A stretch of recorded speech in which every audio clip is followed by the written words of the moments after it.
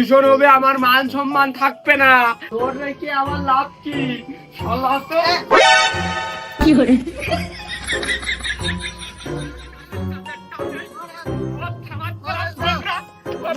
বন্ধ করলো। আর একটু সকাল সকাল খোলার দরকার ছিল, প্রত্যেকদিন দোকান খুলতে দেরি হয়ে যায়। রাত্রির বাসি বানি। ভাই আপনি এত স্বার্থপর, আপনার মুখের মধ্যে একটু ঘুমাইলাম বলে আপনি টান মেরে ফেলে দিলেন। এই তুই কিডা?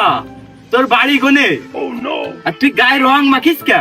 ও তোর মনে হয় মুসলমানি। তুই ভয়তে পলিয়ে অন্য গ্রামতে আমাদের গ্রামে চলে আসিস। ও ভাই আমি তো মানুষ না, আমি এসব বুঝি নে। আমি হলাম জাইরুজ্জামান। কি করে হ্যাঁ এই শালা কয় কি?